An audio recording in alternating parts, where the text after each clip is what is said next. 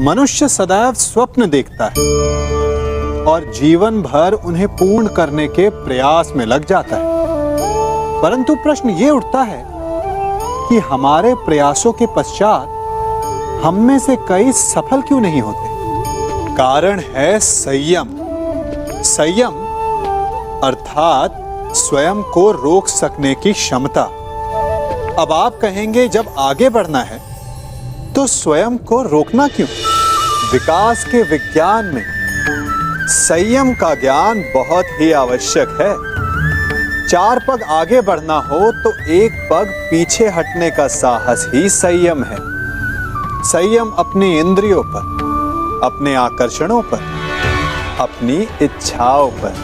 कभी सोचा है, नदी की गहराई में जाने के लिए सांसों को रोकना पड़ता है। पर्वत पर चढ़ने के लिए अपने पांव को रोकना पड़ता है। यही संयम होता है। यदि गहराई से देखेंगे तो आप पाएंगे कि लक्ष्य को पाने के लिए संयम होना सबसे अधिक आवश्यक है। संबंध बड़ा ही विचित्र भाव है ना? हम जीवन में आगे बढ़ते हैं अपने संबंधियों के लिए। हम परिश्रम करते हैं ताकि वो प्रसन्न रहे जिनसे हमारा संबंध है। परंतु कभी कभी ये आवश्यक हो जाता है कि जिनसे हमारा संबंध है उन्हें रोका जाए, उनके मार्ग में बाधा डाली जाए। अब आप कहेंगे कि ये कैसी बात है? जिनसे हमारा संबंध है, जिनसे प्रेम है, उनके मार्ग में बाधा क्यों? आवश्यक है। नदी की धारा में आया छोटा सा सेतु उसके प्रवाह को तीव्र कर देता है। जिनसे हम प्रेम करते हैं उनकी आलोचना आवश्यक है ताकि वो अपनी कमियों को सुधारें, अपनी शक्तियों के वेग को बढ़ाएं और सफलता प्राप्त करें। कहते हैं, जब भाग्य बुरा हो तो मीठी नदी का पानी भी खारा हो जाता है। क्या आपको भी यही लगता है? नहीं, हर अनहोनी का कारण भाग्य नहीं होता। कारण होती हैं हमारी असावधानियां। कठिनाइयों में सावधानी सबसे महत्वपूर्ण ढाल है। अनजान मार्ग पर आगे बढ़ने से पूर्व अपने एक पांव को धरा पर जमाना और दूसरे पांव से आगे आने वाली भूमि को टटोल लेना ही समझदारी है। सत्य बोलने में, वचन देने में या प्रतिज्ञा लेने में सावधानी आवश्यक है। अर्थात सावधानी का अर्थ है पहले भविष्य का आकलन कर लेना। यदि घर की नींव डालने में असावधानी बरती जाए तो इमारत चाहे कितनी भी सुंदर क्यों ना हो, वो ध्वस्त हो ही जाती है। इसीलिए सुरक्षित भविष्य का आधार है वर्तमान में बरती हुई सावधानी। क्योंकि भविष्य में क्या होने वाला है ये आप जान नहीं सकते, परंतु उससे बचने के लिए सावधानी की ढाल का प्रयोग अवश्य कर सकते हैं। संसार में सबसे अधिक विनाशक क्या होता होगा? लालच नहीं, कामना नहीं, क्रोध नहीं, तो फिर सबसे अधिक विनाशक आपका अंत चाहने वाला शत्रु होता होगा। यही सोच रहे हैं ना? तो इसका उत्तर भी है नहीं। संसार में सबसे अधिक विध्वंसक यदि कोई है तो वो है एक मूर्ख या धूर्त मित्र। कहते हैं कि क्रोधित बैल के सामने से और बिगड़े हुए अश्व के पीछे से नहीं जाना चाहिए, अन्यथा चोट लगनी निश्चित है। परंतु एक धूर्त और मूर्ख मित्र की ओर किसी भी दिशा से जाना उचित नहीं, क्योंकि एक धूर्त और मूर्ख मित्र उस नरभक्षी पशु के समान होता है जो समीप आने वाले का नाश ही करेगा। धूर्त या मूर्ख मित्र से बुद्धिमान शत्रु हर परिस्थिति में अधिक श्रेयस्कर है। इसलिए मित्रता करते समय सावधान अवश्य रहिए। हम कई बार शिकायत करते हैं कि हमारे साथ बुरा हुआ, अन्याय हुआ। कभी सोचा है अधिकतर अपने साथ हुए अन्याय का कारण हम स्वयं होते हैं। हमारी मानसिक दुर्बलता होती है, हमारी सोच होती है। जब कोई दूसरा हम पर अत्याचार करता है तो हम उसका विरोध करते हैं, प्रतिकार करते हैं, प्रतिशोध लेते हैं, न्याय मांगते हैं। परंतु जब हम स्वयं ही अपने विरुद्ध अपराध कर बैठते हैं तो क्या? मनुष्य एक दांव खेलता है। कदाचित सामने वाले के छल के कारण वो हार भी जाता है। यहां तक अन्याय है, परंतु वो फिर से वही दांव क्यों खेलता है? अनजाने में यदि पांव कीचड़ में चला जाए, वस्त्र मैले हो जाए, तो भाग्य को दोष दिया जा सकता है। परंतु ये जानते हुए कि कीचड़ कहां है और फिर से वही पांव रखने को दुर्भाग्य नहीं, मूर्खता कहते हैं। स्वयं पर अपराध करना होता है, ऐसा अपराध जिसका कोई प्रतिकार नहीं, कोई प्रतिशोध नहीं, कोई प्रायश्चित नहीं, जिसका परिणाम केवल पीड़ा है, अंतहीन पीड़ा। कीचड़ तो कीचड़ है, उसका स्वभाव है मैला करना। कीचड़ को दोष देने से पूर्व अपने पांव को उनकी सीमा समझा देना कहीं अधिक उपयुक्त है। भूल अनजाने में होती है, परंतु दूसरी बार वही भूल करना मूर्खता होती है, और बार बार वही भूल करना अपराध। यह अपराध इसलिए है क्योंकि हमारी आने वाली पीढ़ी बार बार की गई इस भूल को नीति मानकर उसका पालन करने लगती है, और अगली आने वाली पीढ़ी उसे नियम बना लेती है। तो हुआ ना अपराध। जब हम चलते हैं तब अपने पद चिन्ह पीछे छोड़ आते हैं और हमारे पश्चात आने वाले उस पथ को सही पथ समझकर उस अनुचित मार्ग पर आगे बढ़ जाते हैं। तो क्या किया जाए? माना कि कुछ भूल को सुधारा नहीं जा सकता, परंतु उनके चिन्ह धुंधले अवश्य किए जा सकते हैं ताकि आने वाली पीढ़ी उसका पालन ना करे। और यही भूल को सुधारने का सबसे श्रेष्ठ मार्ग है। कोई हमारे साथ छल करता है, कोई हमें पीड़ा देता है, तो तन दुख से और मन प्रतिशोध से भर जाता है।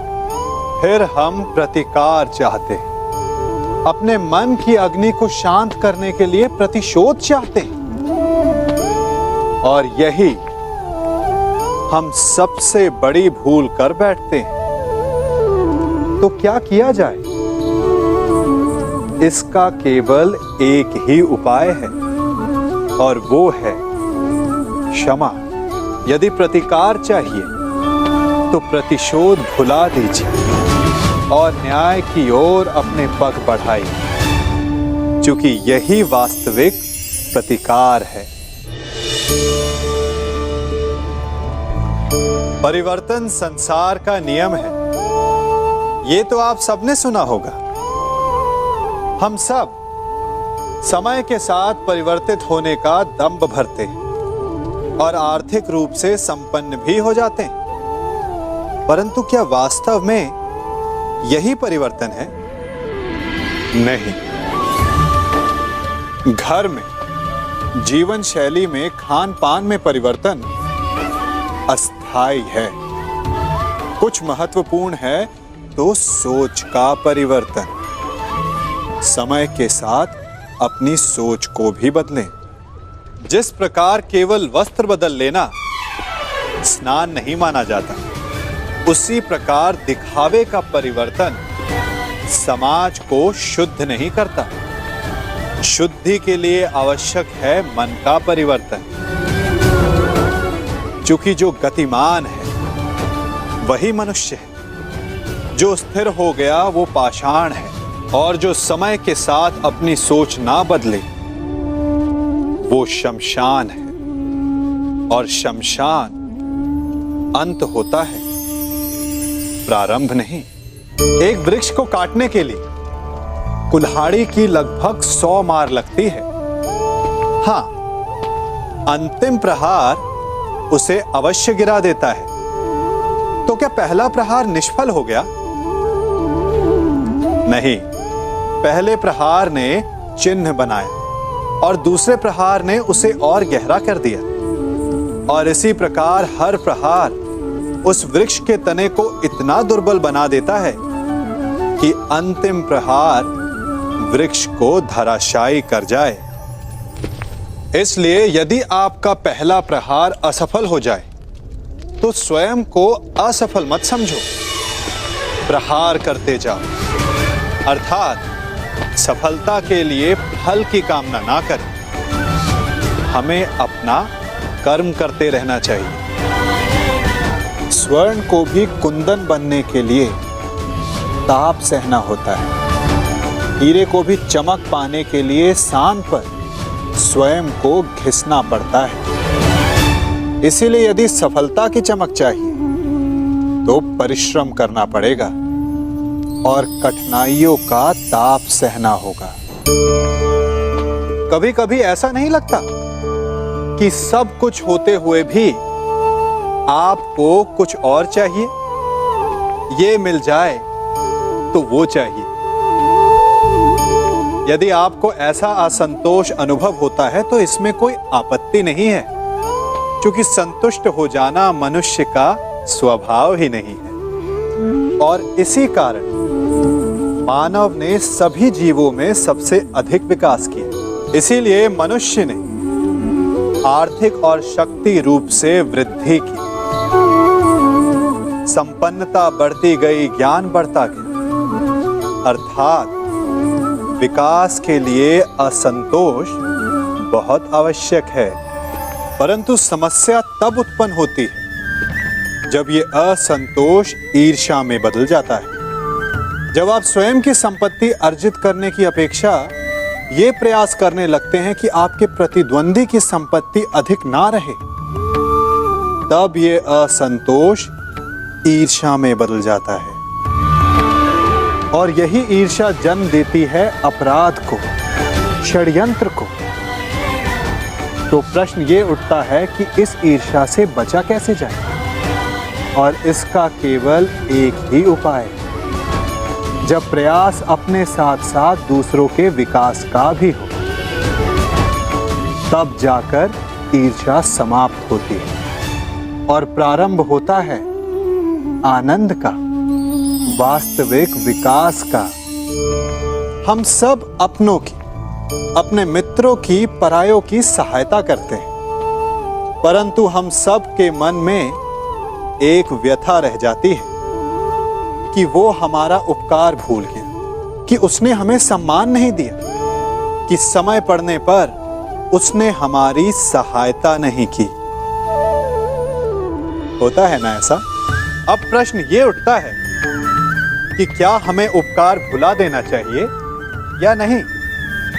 और उत्तर भी दो हैं, हां भी और ना भी। हमें दूसरों पर किए गए उपकार को भुला देना चाहिए, परंतु यदि किसी ने हम पर उपकार किया है तो उसे नहीं भुलाना चाहिए। यदि दूसरों पर किए उपकार भुला दिए तो अपेक्षा नहीं रहेगी। अपेक्षा नहीं रहेगी तो वो टूटेगी नहीं, मन कुंठित नहीं होगा। और स्वयं पर किए गए उपकार को स्मरण रखा तो उसे चुकाने के लिए सदा तत्पर रहेंगे, उपकार करने वाले के कृतज्ञ रहेंगे, तब भी मन प्रसन्न रहेगा। और यदि हम सभी ऐसा करने लगे तो सबके मन को संतोष रहेगा। अपने लक्ष्य तक पहुंचने के लिए साधना कठिन होती है, परंतु उससे अधिक कठिन होता है अपने कर्तव्य के लिए साधना को छोड़ देना। अब आप सोच रहे होंगे कि ये कैसी पहेली है। हम सब लक्ष्य प्राप्त करने के लिए अपनी सीमा से पार जाकर परिश्रम करते हैं, और कभी-कभी लक्ष्य सामने होने पर भी हमारे समक्ष विकल्प आ जाता है कि लक्ष्य प्राप्त करें या कर्तव्य निभाएं। और चूंकि मनुष्य कहीं ना कहीं थोड़ा सा निर्बल होता है, तो वो कर्तव्य से पलायन कर जाता है। तनिक सोचिए, बिना कर्तव्य के लक्ष्य पाना क्या आपको आनंदित करेगा? नहीं ना, क्योंकि कभी ना कभी लक्ष्य आपकी परीक्षा लेता है कि क्या आप कर्तव्य निभाने में सक्षम हैं या नहीं।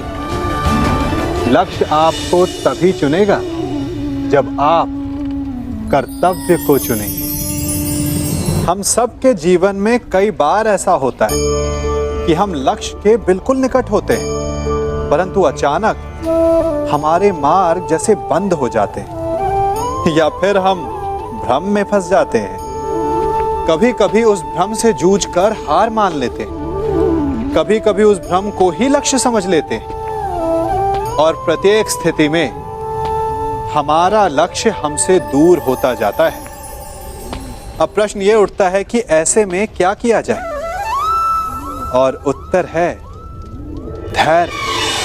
मन जब अधीर होता है तब सोचने समझने की क्षमता खो देता है, भ्रम के माया जाल में फंस जाता है और अंततः थक कर हार जाता है। जबकि धीरज रखने से मन शांत होता है, आप एकाग्रचित होते हैं, भ्रम के माया जाल से निकलकर अपने लक्ष्य को देख पाते हैं। इसीलिए धीरज रखना सीखें, क्योंकि ये बहुत बड़ी शक्ति